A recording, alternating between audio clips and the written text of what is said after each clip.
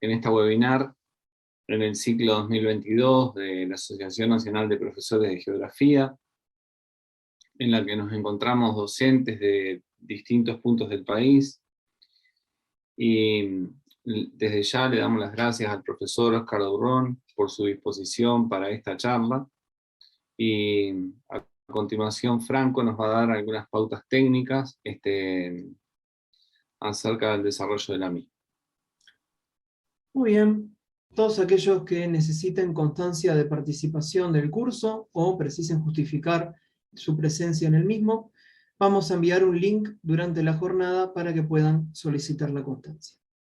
Las preguntas que tengan para el ponente las pueden realizar por el chat, que luego van a ser seleccionadas y al final de la charla Óscar podrá contestar nuestras dudas. Esto está quedando grabado, este webinar, para poder compartir posteriormente en las redes de la asociación. Muy bien, para presentar a Óscar Durón, muchos de nosotros lo conocemos, es profesor de Ciencias Geográficas, egresado del Instituto de Profesores Artigas, ejerce en liceos públicos y privados en secundaria desde 1991, y además es capitán de navío retirado, diplomado en el Estado Mayor Naval en 1998, licenciado en Sistemas Navales en 2008 y perito naval en navegación en 2013. También es egresado de la Secretaría de Asuntos Estratégicos, SAE, en Brasilia, como analista estratégico y en Prospectiva 1994, del Centro de Estudios del Hemisferio de Defensa, de Washington, D.C., y del curso superior del mando en el Colegio de Estudios de Defensa de la Universidad de Defensa Nacional del Ejército de Liberación Nacional de la República Popular de China en Beijing 2013. Participó en 2 misiones de paz de la ONU en Camboya en 1992 y 1993, y en la República Democrática del Congo en 2006 y 2007, entre otra vasta trayectoria que tiene el profesor Óscar Durón. A continuación, el título de la exposición es Una aproximación para entender Ucrania. Y, Óscar, ya dejamos con vos y te damos pase para la exposición. Bueno, voy a compartir la pantalla.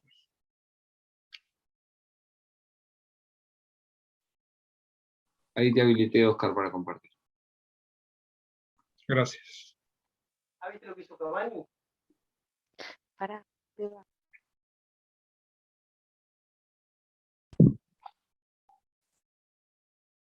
Bueno, ¿ahora la ven bien? Perfecto. Muy bien. Bueno. La primera cosa que quería comentarles es por qué elegí la canción que escucharon al comienzo. Fuera de que el cantante James Blunt es un cantante que me gusta, esa canción es una de las menos difundidas. Tiene... Buenas noches. Hola, buenas noches. Estaba diciendo que esa canción, No Bravery, fue... Perdón, Óscar, yo muteé Todos. sin querer. Ahí. Estamos. Estaba diciéndole que la canción fue filmada en 1999, la parte de cuando él era un oficial del ejército británico.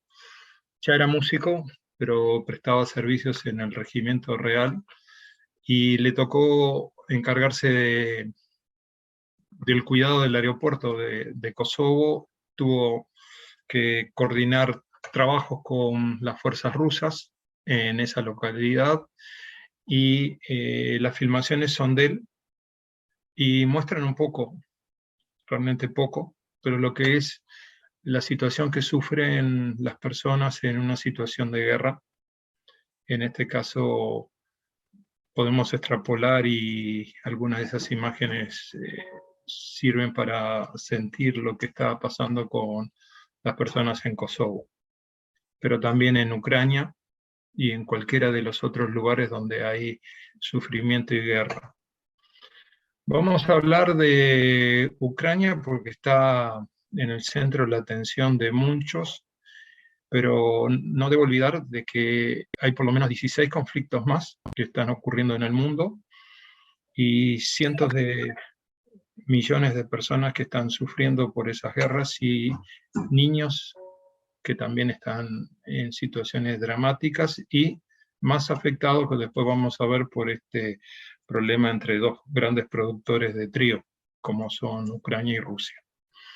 Entonces, como vamos a empezar hablando un poco de aspectos de geopolítica, elegí una definición de geopolítica, porque autores tenemos muchos, y ustedes disponen de mucha información como para hacer la que quieran.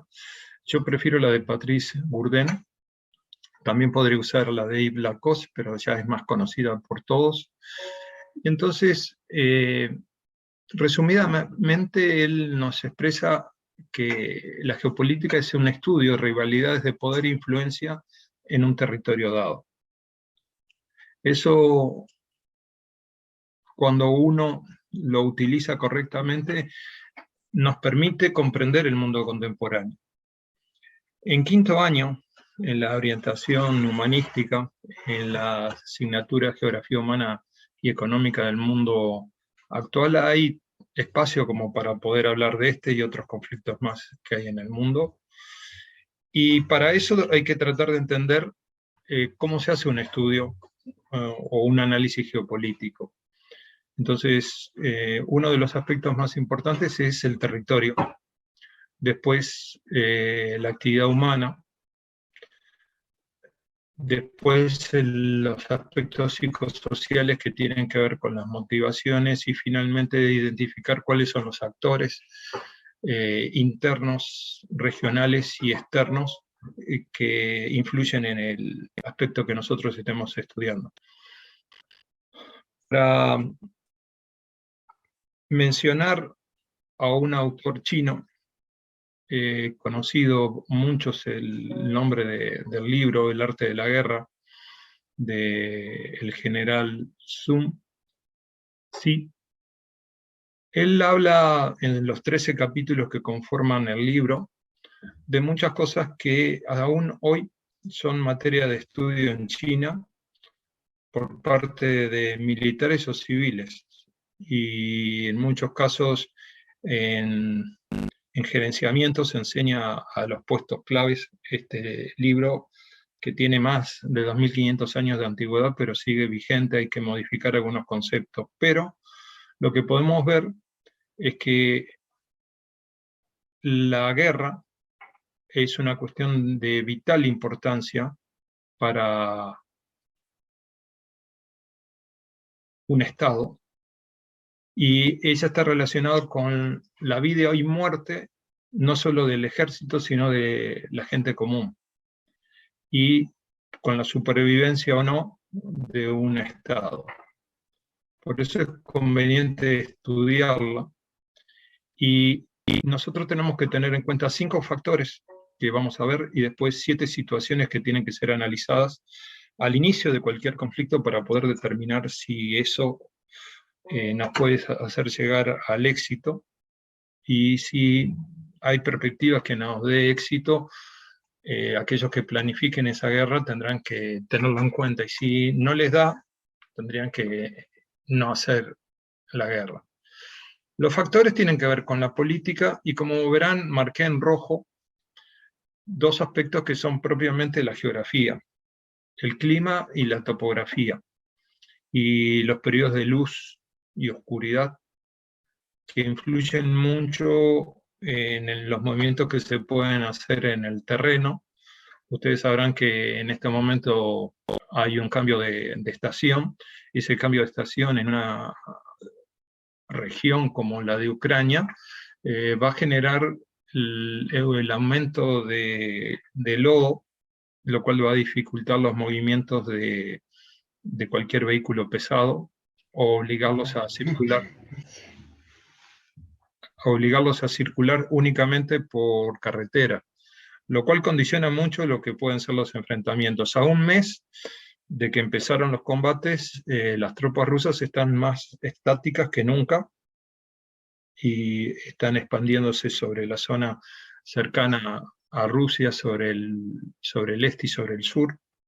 Y hay que tener en cuenta no solo la política, la geografía, sino los comandantes y qué doctrina tienen de empleo de las fuerzas y la organización del ejército por parte de las fuerzas y del Estado. Entonces, si uno puede hacer estas comparaciones y a su vez analiza las situaciones que ustedes van a ver en adelante, esas 7 situaciones que se dan, uno puede ver y comparar el presidente de Ucrania con el presidente de Rusia, sus maneras de ejercer el liderazgo, el autoritarismo de uno, la democracia que ejerce el otro, el terreno, cómo afecta. Y varios de estos aspectos, si uno lo tiene en cuenta, da casi un empate. O sea, es una situación que debe haber analizado con detenimiento Vladimir Putin, el presidente de Rusia, y no tendría que haber demorado tanto como ha demorado en avanzar, o su objetivo actual es tratar de obtener una negociación para no seguir teniendo bajas y pérdidas materiales que están influyendo a su vez en su economía. Entonces, entender Ucrania es un tema bastante complejo, no es un Estado-nación como a veces estudiamos, y vamos a ver aspectos geográficos e históricos. Como no hay un profesor de historia aquí presente, tengo que tomar la parte histórica y presentárselas a ustedes. Pero Ucrania ha sido un territorio que se localiza en el mapa, lo pueden ver, al norte tiene a Belarus, que aparece en español como Bielorrusia, al norte y al este tiene a Rusia, después tiene Polonia, Eslovaquia, Hungría y Rumania hacia el oeste, y Moldavia, que es un territorio más rusófilo, hacia el oeste. Y la población, he revisado datos de varias fuentes y las cifras que pongo me parece que son las más acertadas. Si uno descuenta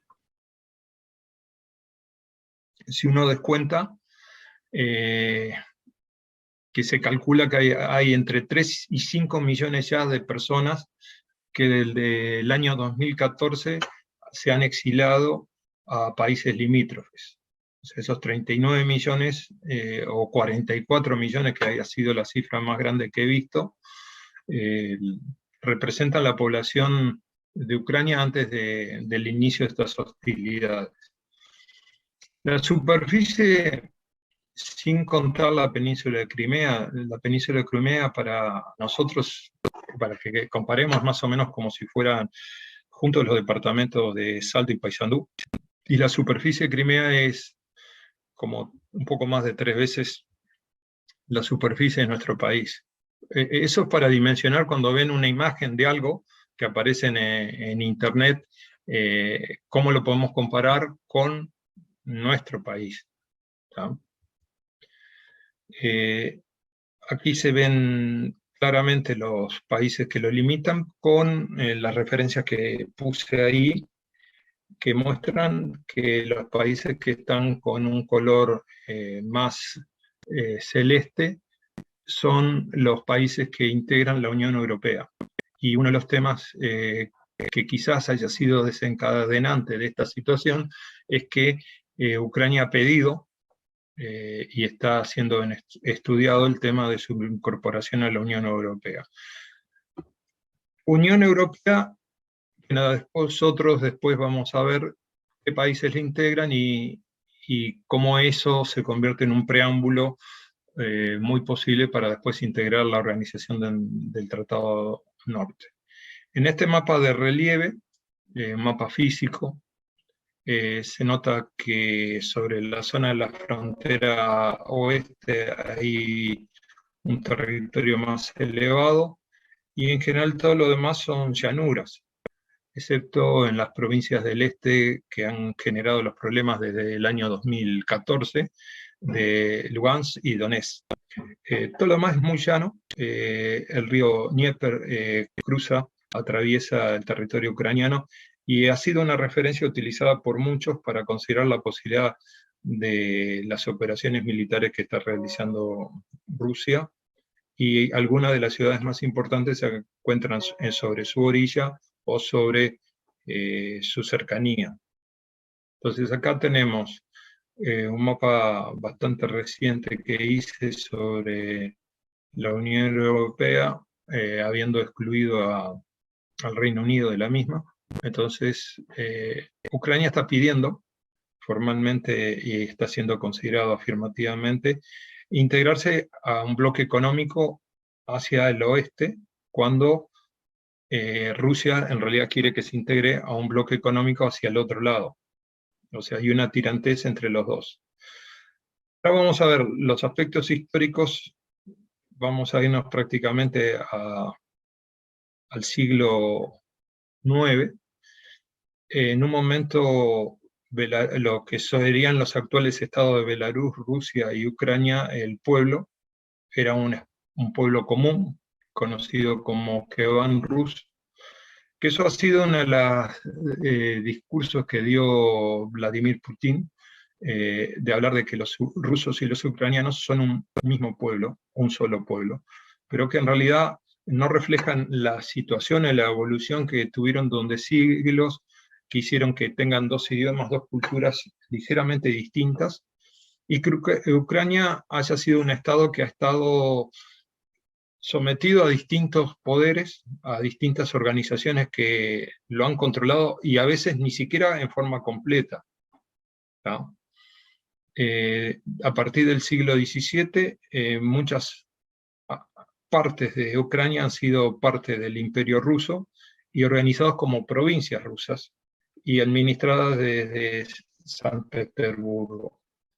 Una aclaración que quería decir es que Kiev se considera la primera capital de esta nación eslava que llamamos ruso. Tanto los zares como los gobernantes de la Unión Soviética realizaron durante mucho tiempo un proceso de rusificación que han hecho muchos imperios, que por ejemplo lo está haciendo China, enviando gente de la etnia Han al Tíbet para tratar de disminuir, o a Xinjiang, para disminuir la cultura o traer su cultura, para tratar de minimizar los ímpetus separatistas de esos dos pueblos.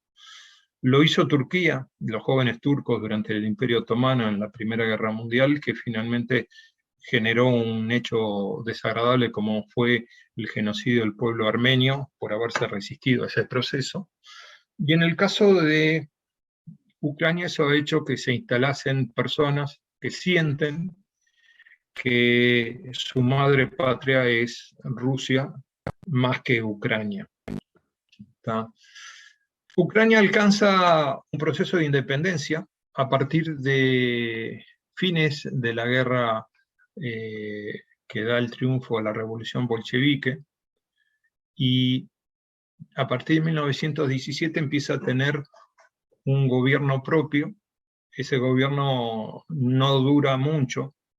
En 1922 la Unión Soviética, aprovechándose de la situación, o sea, Ucrania en realidad tenía dos gobiernos, una república popular y una república soviética, controla todo el territorio y hace que, por ejemplo, Ucrania tenga un gobierno en el exilio desde 1919 hasta 1991, un gobierno en el exilio que, cuando se hace la declaratoria de independencia y se establece la independencia y el nuevo gobierno de Ucrania en 1991, hay un aspecto formal de entrega del poder de aquella que siguieron la continuidad desde la Primera Guerra Mundial hasta en 1991 de entregar a las autoridades electas el poder. Es una cosa extraña, la verdad que cuando estuve analizando y revisando, una de las cosas que me guié es qué división lingüística tiene Ucrania. O sea, hay una zona en la cual predomina más el ruso y otra zona donde predomina fundamentalmente el ucraniano. Y eso, ¿dónde surge o dónde parte? Es cómo se va generando y procesando el actual territorio. Y entonces aquí hay una imagen que les puedo dar que desde en 300 años, en 3 siglos, el territorio ucraniano básico que está en color anaranjado en el centro, se expandió por parte de los zares rusos hasta 1917. Después, Vladimir Lenin, en 1922, le entregó territorio ruso para aumentar el territorio ucraniano. Después, durante el periodo de la Segunda Guerra Mundial, cuando se hace la partición de Polonia, parte del territorio polaco es entregado por Joseph Stalin a Ucrania entre 1939 y 1945. Ese territorio nunca lo recuperó Polonia, pero es el territorio actual que tiene frontera. Y hay otros países con los cuales también tiene límites que corresponderían a lo que es Rumania o lo que es también la actual república que se conoce con el nombre de Eslovaquia, que en aquella época era Checoslovaquia. Y la última incorporación que tiene el territorio Nikita Khrushchev en 1954, celebrando esos 300 años del crecimiento del territorio ucraniano, siendo él nacido en Ucrania, le cede la península de Crimea a Ucrania, que era rusa. Entonces, si uno se pone a mirar y analiza que Putin tiene una preferencia particular por Stalin, no por Lenin ni menos por Khrushchev, prácticamente mucho de lo que está haciendo es tratando de deshacer lo que hicieron Khrushchev y Lenin de entregar territorio ruso a Ucrania. Espero que no sea esa, pero ese es el peor escenario que puede tener Ucrania, es que Rusia pretenda recuperar todo eso. No solo es recuperarlo, sino que si eso ocurre, Ucrania pierde su salida al mar. O sea, ya con la península de Crimea en control ruso desde pocos años después de la independencia de Ucrania, la construcción de un puente que conecta con el territorio ruso, prácticamente el mar de Azov ha dejado de ser una salida al mar para Ucrania, y el puerto que le queda, y el puerto más importante en el Mar Negro, es el puerto de Odessa. Y parte del impulso que está haciendo en este momento de guerra Rusia ha consolidado prácticamente toda la periferia de esa imagen que ustedes ven en color gris celeste, y todavía no ha llegado a Odessa. ¿Ya? Entonces, como les dije, hubo votación para decidir si Ucrania se quedaba con Rusia o si formalmente se independizaba. La mayoría, un 90% prácticamente de votos, fue para que se independizara, pero se mantuviera dentro de la comunidad de estados independientes. Pero los ucranianos siempre han tratado de mirar hacia Europa, mirar hacia Occidente, y esto le ha hecho de que se estableciera un gobierno con un sistema semipresidencial y semiparlamentario con separación de poderes, que ha ido desde 1991, ha tenido 6 presidentes con periodos de 5 años, y que en algunos casos, algunos han sido rusófilos, o sea, se mantenían en buenas relaciones con Rusia, y otros han considerado un rival a Rusia y se han aproximado más hacia Occidente. Cada vez que hay alguien que es más pro-Occidente, Rusia de alguna manera interviene, ya sea de formas distintas, como ahora estamos viendo en el caso del presidente Volodymyr Zelensky, que es el actual presidente que fue elegido democráticamente en el año 2019. Pero yo lo que quería mostrarles que también confirma de que Ucrania está dividida es cómo han resultado algunas de las elecciones entre 1991 y la última del 2019. Acá pueden ver en la primera imagen arriba y a la izquierda que a pesar de que el 90% de la población elige la independencia, Crimea y los oblasts de Lugansk y Donetsk son los que obtienen los porcentajes más bajos de la independencia. O sea, en esos lugares eran donde había más gente que no quería independizarse. Después, en las elecciones de 2004, yo no necesitaría ni siquiera decirles cuál sector era prorruso, porque son los que están de azul en la del centro. En la del 2007, en las elecciones legislativas, también se notan las diferencias entre los partidos vinculados a Occidente o los que están más vinculados hacia Rusia. En la primera vuelta, en las elecciones del año 2000, también pasa lo mismo. En las elecciones legislativas en el 2012 y en la elección del 2019, lo que ya me llamó la atención fue que las provincias o repúblicas populares de Donetsk y Lugansk y Crimea no participaron de las elecciones, o sea, por eso aparecen en color gris, porque no eligieron a este presidente, ¿no? Si alguno va recogiendo alguna información que quiera después hacer alguna consulta o ampliar alguno de los temas, mi idea es dejarle varias puertas abiertas. Les dije a Alejandro y a Franco de que tengo muchos libros desde geopolítica rusa hasta el cuarto poder, que son referencias y guías que está usando Vladimir Putin en su búsqueda de un espacio eurasiático, y otros libros más de Le Monde Diplomatique sobre la situación de Ucrania para el año 2014, que creo que les van a ayudar si alguno quiere trabajar este tema para ampliar más en la información. La verdad que es muchísimo lo que he encontrado, no solo en español, sino en inglés y en francés, que me han ayudado a preparar este trabajo para ustedes. Bueno, entonces, acá hay una cronología pequeña desde 1991 hasta el 2013.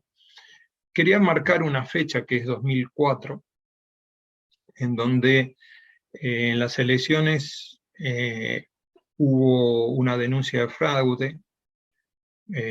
Yakunovich, estoy diciendo 2004, en primera instancia ganó, después hubo el reclamo, se hizo otra elección y perdió. Entonces, en ese caso, hablamos de opositor en el sentido de que Yushchenko es más abierto hacia Occidente que Yanukovych. En 2013 ya había avanzado Ucrania en un acuerdo con la Unión Europea. Y ese acuerdo que se hizo fue retirado por parte de Yanukovych. Y eso generó una gran movilización que llegó hasta el año 2014, y Rusia presionó de alguna manera a través de cortes de gas y menor flujo de gas en algunos de los gasoductos que conectan a Rusia con Europa, que eso es otro tema que también no entiendo, porque ustedes habrán escuchado todas las sanciones que le ponen, pero los europeos siguen comprándole gas, Rusia sigue vendiendo petróleo, los europeos le están pagando a Rusia. Ahora Rusia reclamó que el pago sea en rublos. Hace 2 días el presidente Putin estableció que en vez de pagarle en otra moneda, tienen que pagar en rublos, lo cual ha hecho que el rublo suba. O sea, me parece que algunas de las sanciones son más declarativas que formales. Y me resulta confuso, y quizás a ustedes también, esa situación en la cual no solo siguen comprando, sino que aumentó el consumo. Y en este caso, tanto el gas natural como el petróleo han aumentado el precio, o sea que indirectamente los consumidores están pagando la guerra a Rusia. Bueno, entre 2014 y 2013, para ampliar un poco, les decía, porque algunos de ustedes habrán escuchado el Euromaidan, que es en la Plaza de la Independencia, en la capital Kiev, se hacen estas reuniones, asambleas y manifestaciones que llegan a que haya algunos muertos, porque querían llegar a un acuerdo con la Unión Europea.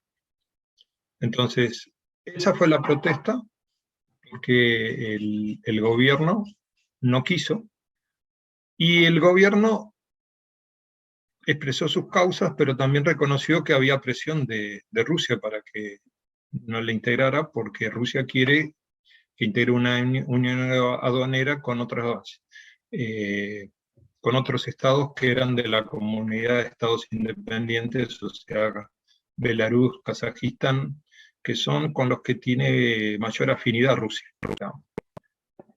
Y Ucrania uno lo ve y empieza a entender algunos conceptos geopolíticos que hablan de los estados tapones, de los estados que están entre medio de dos grupos de poder importantes, en este caso la Unión Europea y Rusia, y que lo quieren de un lado y del otro, pero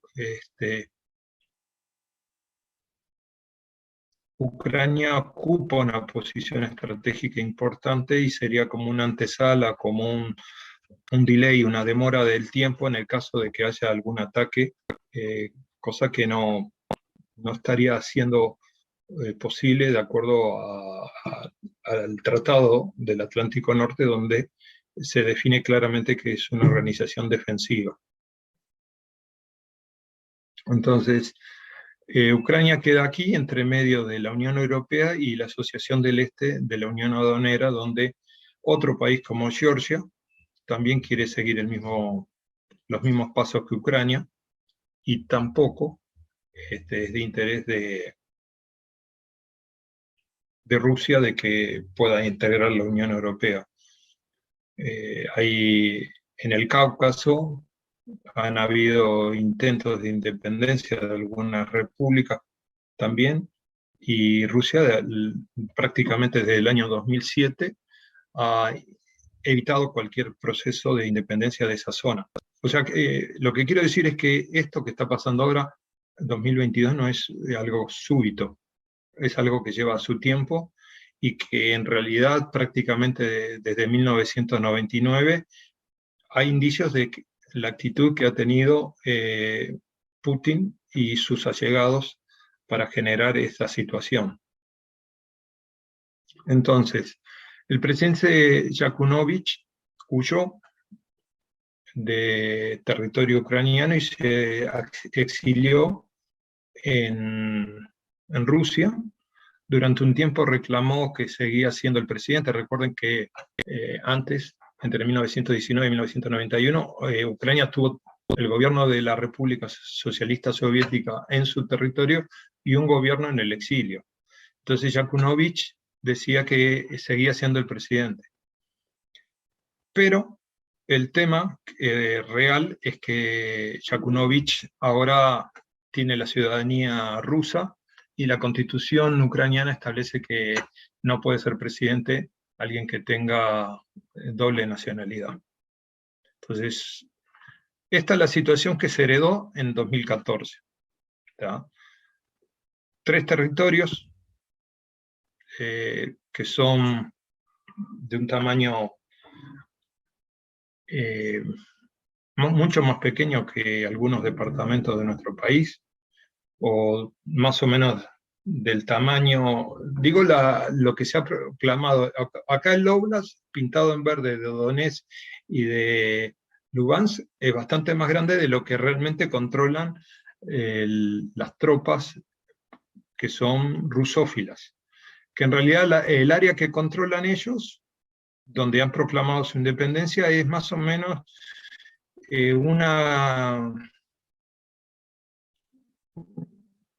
un poquito más de una vez el tamaño de Montevideo. O sea, una superficie, Montevideo tiene 530 kilómetros cuadrados, estamos hablando acá de 635 kilómetros cuadrados. ¿Tá?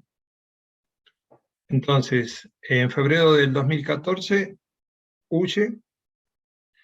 Esto significó el alejamiento, 2014, de Ucrania hacia Rusia y el acercamiento hacia la Unión Europea.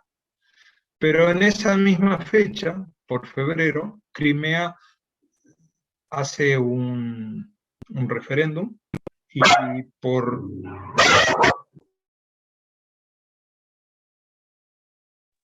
Disculpen.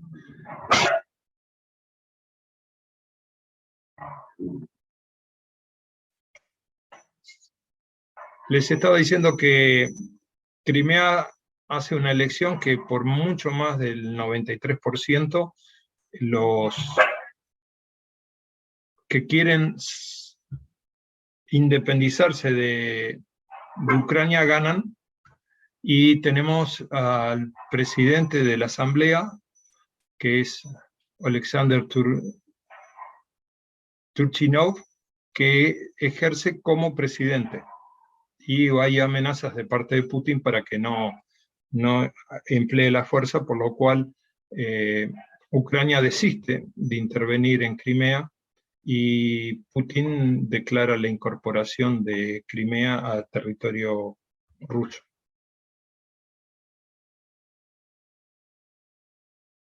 Perdón. Aquí fue el referéndum que se hizo en Crimea, dio un 96,77 a favor de unirse a Rusia y apenas un 2,51 para mantenerse en Ucrania. No hay que olvidarse de que Ucrania y Rusia tenían un acuerdo por el cual el territorio de Crimea era el lugar donde habían ejércitos, batallones y fuerzas del ejército, la Fuerza Aérea y la Armada Rusa, que usufructuaban las bases de ese territorio. Entonces, no fue necesario una ocupación militar, porque la ocupación militar, de hecho, era un alquiler por Crimea, y la mayoría de la población era a favor de Rusia, o sea que no fue nada más que algunos que protestaron, algunos ucranianos de la ocupación, pero no hubo muchas muertes en este hecho. Inmediatamente el G7 deja de reunirse con Rusia en el marco de lo que ellos llamaban el G7+1, porque nunca fue el G8. Y acá pueden ver que el grupo de los 7 países occidentales más industrializados han estado presionando, pero sin ningún resultado adecuado para impedir que Rusia tenga el control de Crimea. Naciones Unidas también firmó una resolución. Las resoluciones de Naciones Unidas, excepto aquellas que se apliquen bajo el capítulo 7, son meramente declarativas y no vinculantes, pero hubo una mayoría de países que votaron a favor de mantener la integridad de Ucrania, pero fueron apenas 100. En esta última votación que hubo fueron 141. Y los que estuvieron en contra fueron más o menos los mismos, o en algunos casos ustedes van a ver que algunos no participaron de la votación o se abstuvieron, y después vamos a ver a qué grupos de poder pertenecen algunos de los que no quisieron condenar a Rusia directamente. Entonces vamos a hablar de la región de Donbass. Donbass es una abreviación de la cuenca del Donetsk, que sería el nombre correcto para referirse a Luhansk y Donetsk. En mayo del 2014, después de la anexión de Crimea, ellos se declararon independientes y lo que querían era anexarse a Rusia, cosa que recién ocurrió hace poco, en febrero. La Duma rusa votó a favor y Putin aceptó incluir estas dos repúblicas como parte de la Federación Rusa.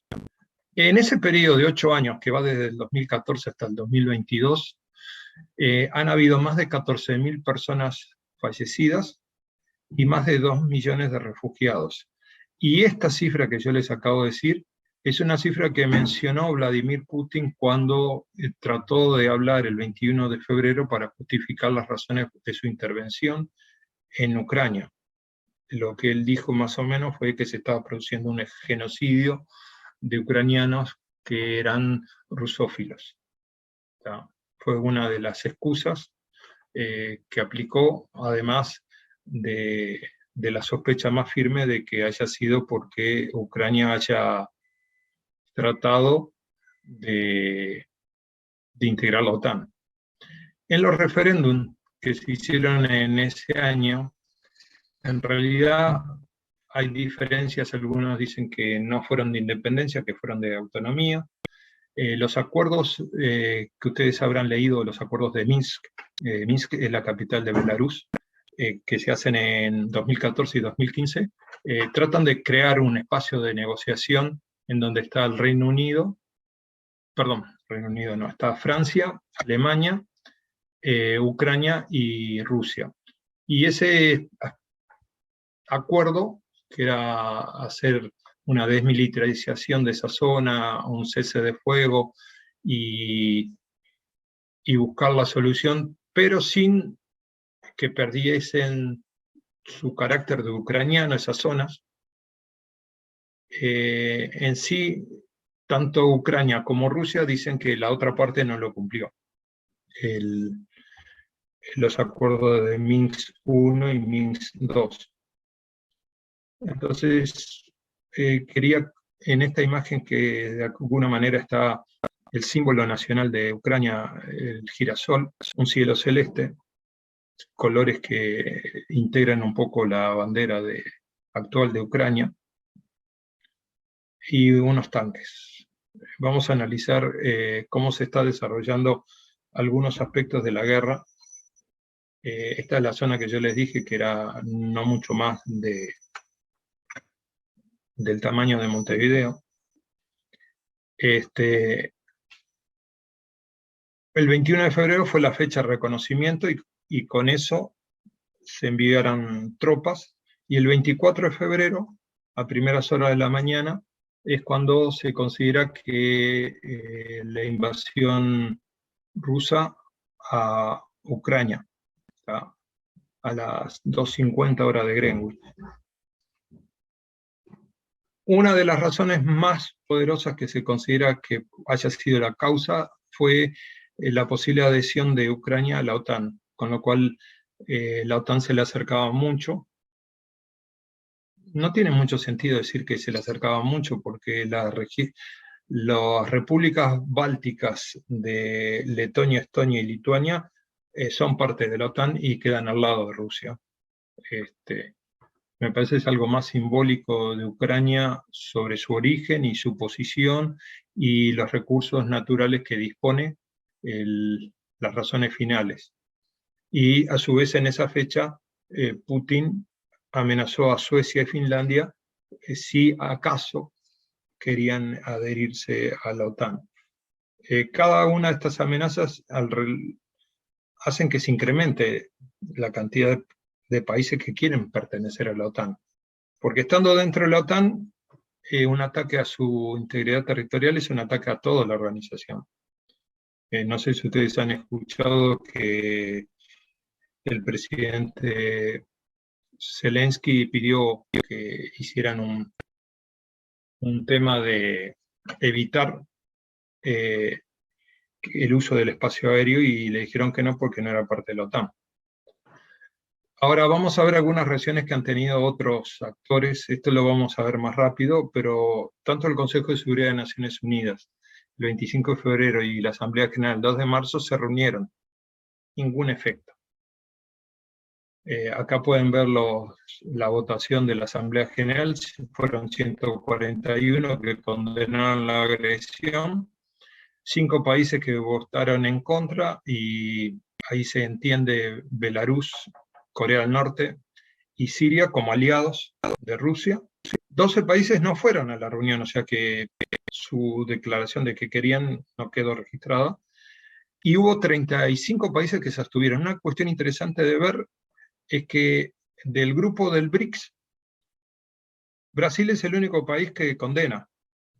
China, India y Sudáfrica se abstienen. O sea que están respetando a sus socios. Del Consejo de Seguridad, que está la integración actual al 1 de enero del 2022, de la Asamblea General, justo en febrero, cuando se inicia la guerra, el presidente del Consejo de Seguridad era Rusia. La votación que se hace el 25 de febrero da que 3 países que son miembros permanentes votaron para la condena, México y Brasil, que son los 2 representantes de América Latina también. Rusia vetó, su poder de veto, y China ni siquiera votó a favor o en contra, hizo algo que no tendría que haber hecho, que fue que se abstuvo. E India se abstuvo. Digo China por ser un miembro del Consejo de Seguridad en carácter permanente. Y Emiratos Árabes Unidos fue el otro que se abstuvo, que es el que actualmente está ejerciendo la presidencia. Entonces vamos a ver algunos aspectos geopolíticos para entender, si se puede entender, lo que está haciendo Rusia.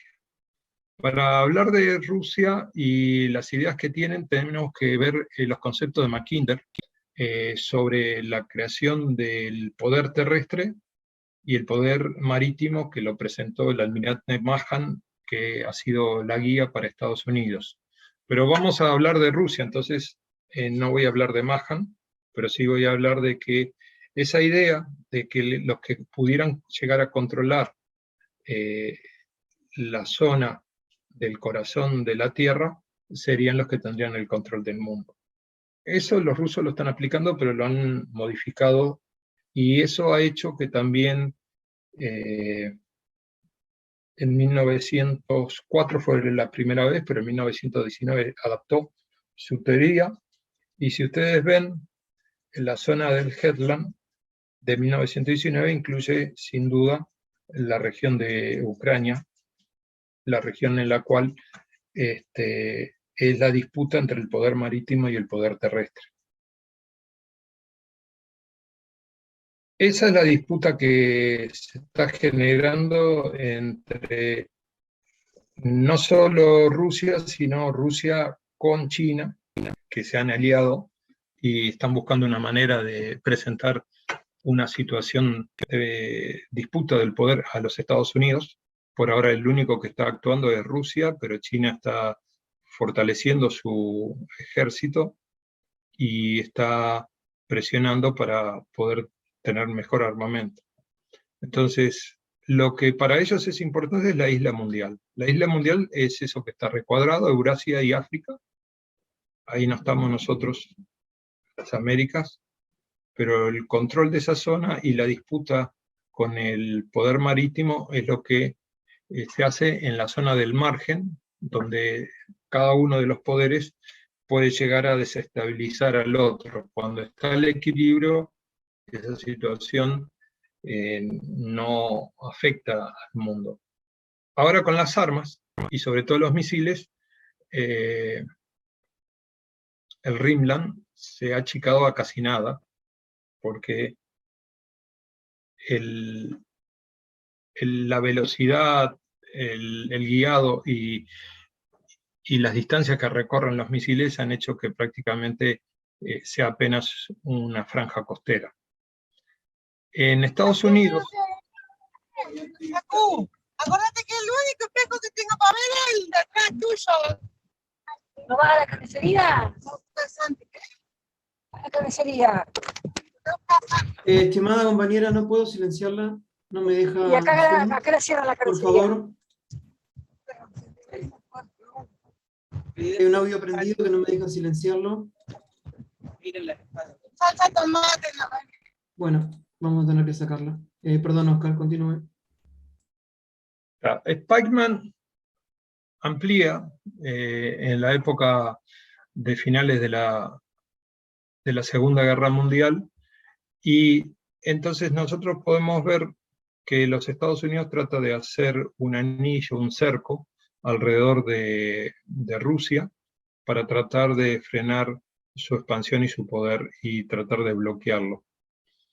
Esto, que Estados Unidos lo hizo, en 2007-2008 empieza a tener un cambio a partir del ejercicio del poder por parte de Putin.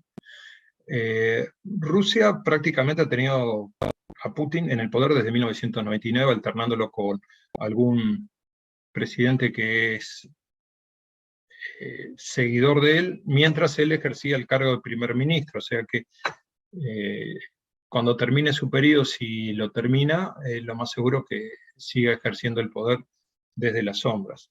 Pero desde el año 2008, el rearme que hace Rusia va a hacer que empiece a resurgir como potencia mundial, tratando de volver a tener el poder que tuvo la Unión Soviética, ¿tá? Y de alguna manera frenó a Estados Unidos. Y después vamos a ver que en Siria, Rusia también hace una intromisión que va a frenar la posibilidad de que Bashar al-Assad sea derrocado, y cambia los planes de Estados Unidos.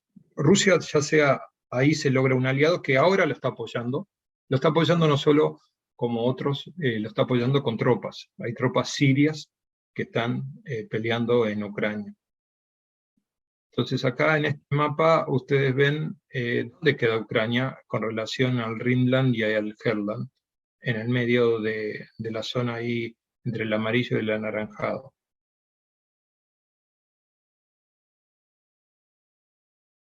Estados Unidos, después de 1991, ha ido expandiendo la OTAN, y la ha ido expandiendo a expensas de países que antes eran de la Europa del Este y de la influencia soviética. Ha tratado de ubicar y aumentar su influencia en Asia Central y en el Cáucaso, y lograr el control de esos estados tapones que tenía entre medio, y eso ha sido frenado por Rusia. Y eso es lo que Rusia le está reclamando a la OTAN, que había un acuerdo en 1991 de no expandirse hacia el este, y eso se ha hecho. Fíjense en todos los países que han ingresado a partir de 1997. Y no solo eso, si ustedes miran, van a ver que hay países que se han incorporado después de lo que pasó con Crimea, como Montenegro y Macedonia. Y Bosnia y Herzegovina, Ucrania y Georgia son otros que quieren y se han propuesto ser candidatos para ingresar. O sea, se sienten amenazados y están tratando de poder entrar dentro de la protección de la OTAN. En la imagen de la izquierda está toda la OTAN, con Canadá, Estados Unidos y Groenlandia, que son estados de América del Norte, y todos los otros que son europeos. En el mapa de la derecha, los colores lo que marcan es la expansión que se hizo después de que terminó la Guerra Fría.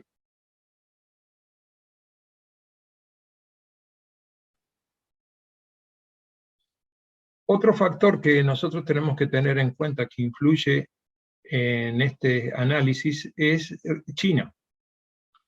China también es un actor, porque China ha estado desarrollando su iniciativa de la Franja y la Ruta, de acuerdo al presidente Xi Jinping, que empezó a desarrollarlo a poco de haber asumido su presidencia en el año 2013, de establecer trayectos férreos que muchos pasan por el territorio de Rusia, y algunos pasan también por la parte sur, y este proyecto es el proyecto que cambiaría un poco todo lo que dije anteriormente de Mackinder. Le daría otra movilidad a los productos, pero también podrían transportar tropas. O sea, no es un tema vacío, solo comercial, tiene otros aspectos estratégicos, porque además los países asiáticos o africanos que quieran integrar se van a endeudar con China, se van a endeudar con el Banco Asiático de Inversiones que creó China para competir contra el Fondo Monetario Internacional. Y ya hay países que están haciendo las cosas, pero debiéndole mucha plata a China, y la idea de conquista que tiene China no es militar, es más bien económica. Entonces, esta iniciativa de la Franja y de la Ruta haría que fuera imposible hacer un bloqueo sobre las potencias terrestres. O sea que, excepto el mar que rodea a la Antártida, le permitiría la comunicación con todos los otros océanos. Nosotros vemos que esta franja ha alterado completamente los pensamientos geopolíticos que existían anteriormente vinculados al pivot. Esto es lo que China está haciendo, y uno de los colaboradores mayores que tiene, con los cuales desde el 2008 se han reunido e incluso han dejado el dólar como moneda de intercambio, han aumentado la cantidad de oro que disponen, hace de que China y Rusia estén trabajando mucho en contacto para tratar de desplazar a los Estados Unidos. O sea que acá, además de lo que pueda hacer de lo que es Rusia y Ucrania, hay muchísimas cosas que afectan en un mundo que está globalizado. ¿Está? O sea, tenemos las potencias terrestres, China y Rusia, contra los Estados Unidos. Y acá hay algo de la geopolítica actual rusa que Vladimir Putin hace, y acá voy a empezar a ponerme en cosas que le van a estallar un poco. En principio, las panregiones de Haushofer, que era un militar alemán, pasan hacia otra cosa, que es la idea que Alexander Dugin le ha planteado a Putin, y Putin parece que está llevando, de crear un mundo multipolar, pero un mundo multipolar donde cada potencia tenga un área de influencia, y Rusia, como podrán ver, su área de influencia es eurasiática, ¿tá? Y increíblemente, más que su socio China, pone a Japón como posible líder de la región asiática. Y en Europa confía más en Alemania. Entonces, son cosas que explican algunas cosas que hacen los poderes actuales, y principalmente Rusia. Bueno, entonces estoy terminando. Espero que no haya sido muy pesado, pero me pareció que era importante la parte histórica. Entonces, como conclusión, considero que los hechos que se están desarrollando actualmente pueden dar que Rusia tenga el control de otras áreas rusófilas que pertenecían a Ucrania, que Ucrania definitivamente pierda los recursos energéticos que tienen las minas de carbón en Donbass, y puede perder otras áreas costeras.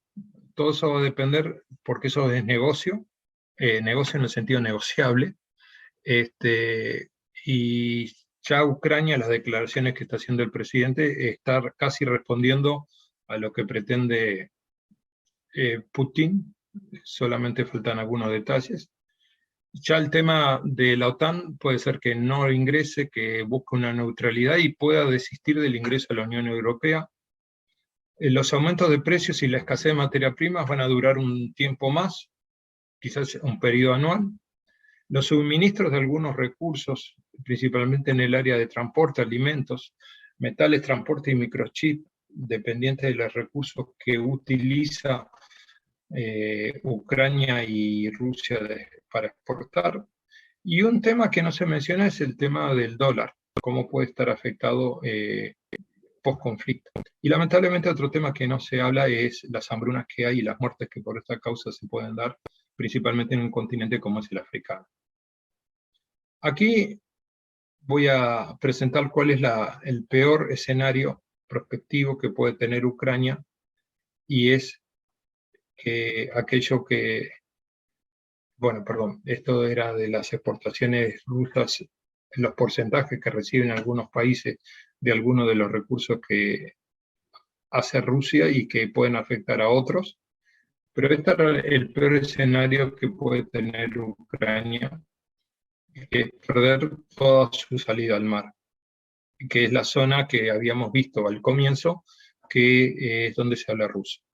Me queda el análisis geopolítico, pero me parece que ya me llegué a 1 hora y eso lo puedo dejar. Son las últimas diapositivas que las voy a compartir. El archivo se lo voy a compartir para que ustedes lo tengan y puedan complementar alguna información más. Acá Muy bien. hay bastante información de cómo se hace. Hasta el Ártico está entre los problemas.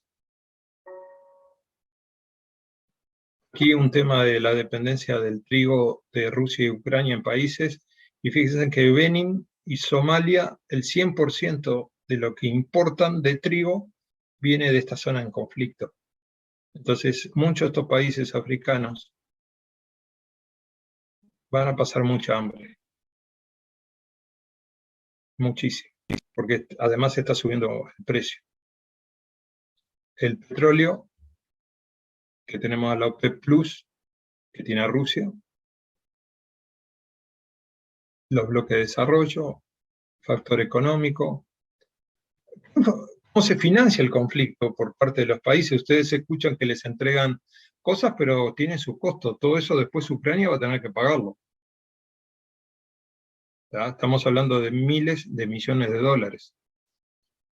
Fondo Monetario Internacional, Unión Europea, Grupo Banco Mundial y Estados Unidos, que es el principal futuro acreedor. Y acá solamente quería mostrarles una foto de cuando estuve en China. Los dos que aparecen ahí, uno es ruso y el otro es ucraniano. Eran compañeros de curso. Bueno, en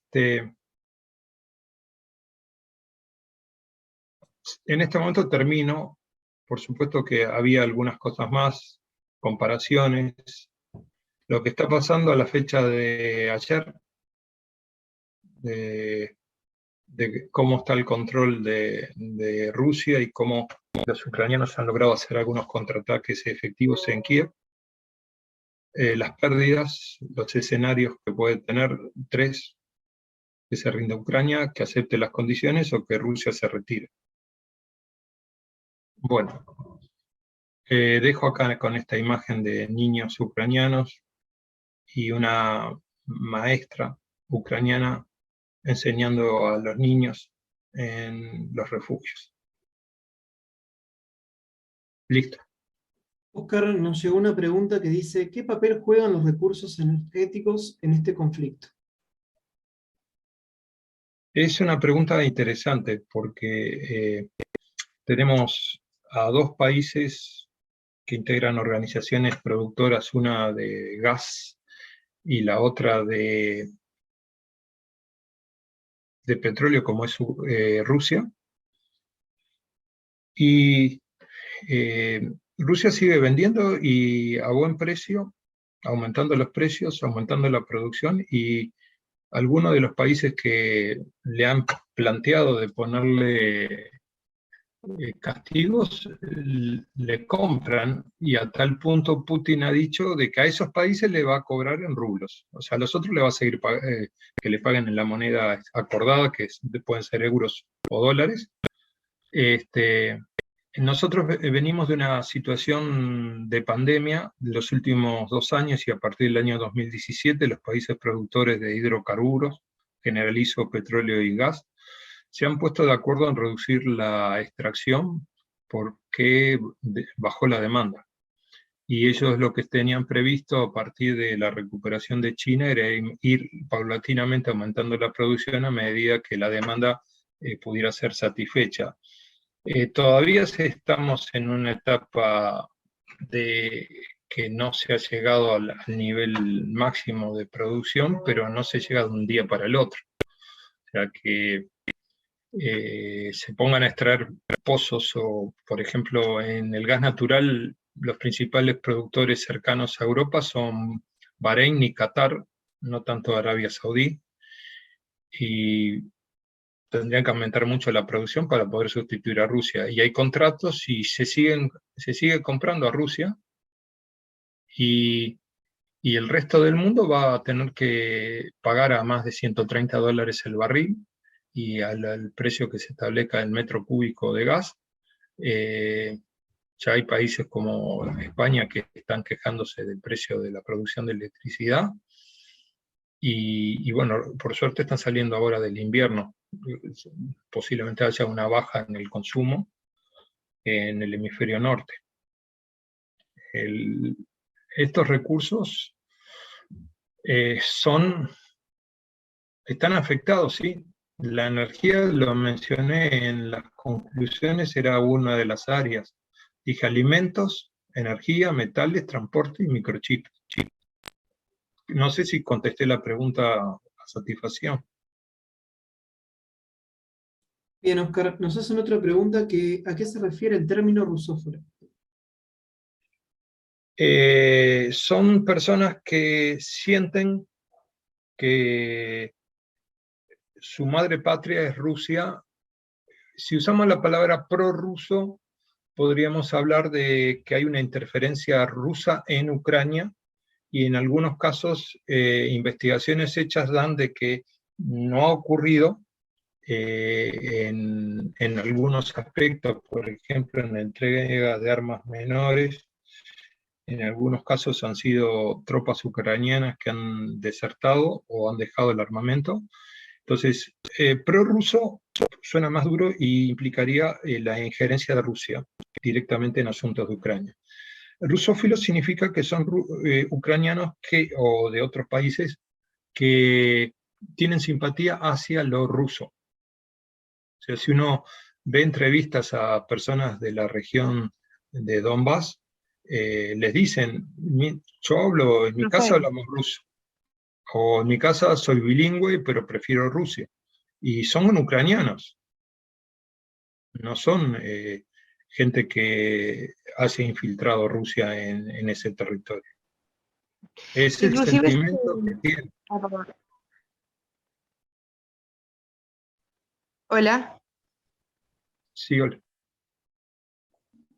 No, que inclusive las preguntas, por favor, por chat, porque si no el intercambio se nos va mucho. ¿Ah? Gracias. No, solo un comentario nomás, que está en Google. Evitamos comentarios porque si no se nos va mucho, discúlpanos. Si querés ponerlo por el chat y lo vamos haciendo. Gracias. Bien. Oscar, nos preguntan si existen intereses de la Unión Europea en los recursos naturales ucranianos.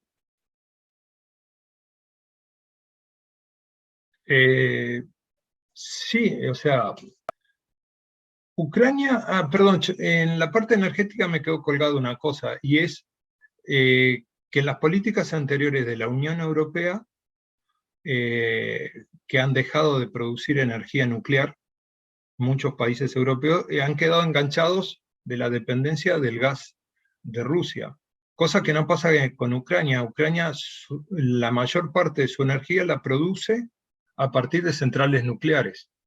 Y excepto Chernobyl, que todos ustedes conocen la historia, y un incendio que se produjo en una central que puede no haber sido causa de esta guerra, Rusia no ha atacado las centrales nucleares de Ucrania. Y Ucrania es un gran productor de muchos recursos naturales, no del estilo energético, pero sí de alimentos. Bueno, carbón sí, pero carbón, la parte de donde están las minas de carbón de Ucrania es lo que está ahora en control de Rusia, y no creo que Rusia se lo deje, en la zona ahí de la cuenca del Donbass. Hay muchos aspectos, ya que leí el chat,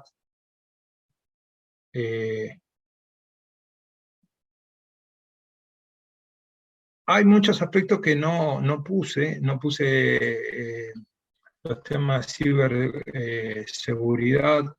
El tema de las criptomonedas es un tema bastante complejo y donde hay una confianza, pero a pesar de todos los sistemas, tarde o temprano un sistema puede ser hackeable, ¿verdad? Un sistema informático, a pesar de todo lo que se diga de las llaves personales y todos los demás. Son distintos asuntos que no los pude meter porque si no la charla me llevaba 2 horas. Traté de limitar y no incluí todo lo que se podía estudiar. Por eso le digo que dejo varias puertas abiertas para que ustedes se manejen. No cerré ninguna. Todo quedó abierto. Yo quise tratar de, como el título dice, es una aproximación o una primera aproximación. Ustedes, por supuesto, que van a ampliar. Esto exige tiempo. O sea, para profundizar esto, les recomiendo unos 3 semanas de trabajo intenso y la búsqueda de fuentes y tratar de determinar dónde hay propaganda y dónde hay realidades, porque una de las primeras cosas que se pierde en una guerra es la verdad. Muchas gracias, Oscar. Nos preguntaban dónde iba a quedar este material. Pueden mandar un mail a administración@anpg.com y se va a estar enviando a todos los que lo soliciten. Ahora vamos a darle paso a Alejandro, al profesor Alejandro Pérez, presidente de la asociación.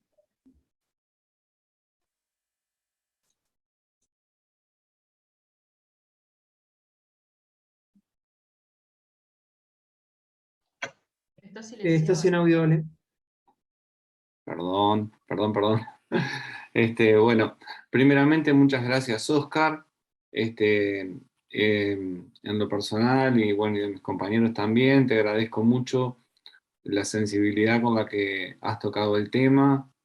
Como nos has dicho, esto es una aproximación para que nosotros sigamos investigando y que podamos ser objetivos. Y bueno, la verdad que nos has ilustrado muchísimo.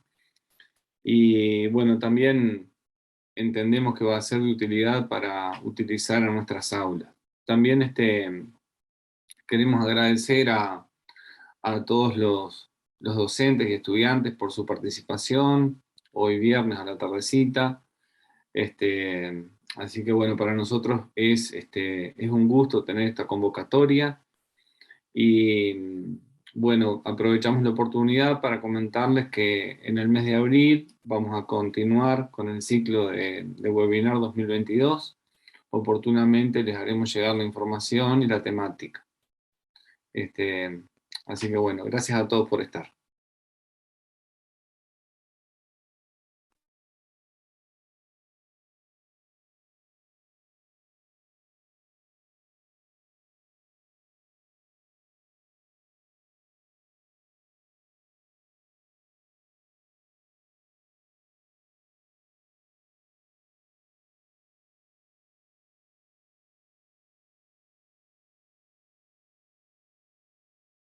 Allí les dejé un correo de Gmail también que pueden mandarnos a npg2123@gmail.com.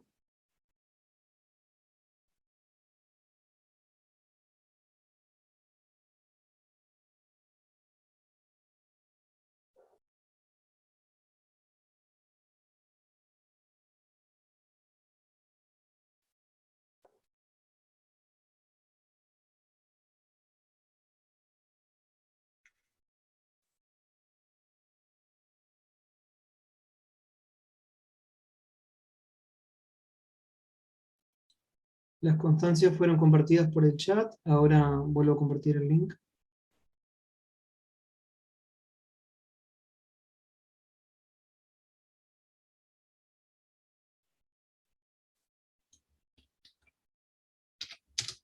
Bueno, Alejandro, Sí, Oscar. te dije que se iba a estirar, No, pero estuvo perfecto y el tiempo estuvo muy bien. había preparado por si alguna pregunta saltaba, son las últimas diapositivas. Y como verás, en realidad de la guerra no puse nada. No, está bien. Aparte, digo, para poder luego continuar con esta temática, nos dejaste un abanico muy, muy amplio, muy claro, para nosotros seguir trabajando en el aula nuevamente, ¿no? No, es que la complejidad del tema es que vos ves una cosa, pero creo que el G20 se va a reunir en Indonesia y ya algunos están hablando sentarse al lado de Rusia. Entonces, las relaciones diplomáticas también están sufriendo de todo esto. Sin duda. Bueno, te los dejo. Bueno, muchas gracias, Oscar. Muchas gracias, Oscar. Chao, que pasen bien. Gracias, Oscar, un gusto. Chao, chao.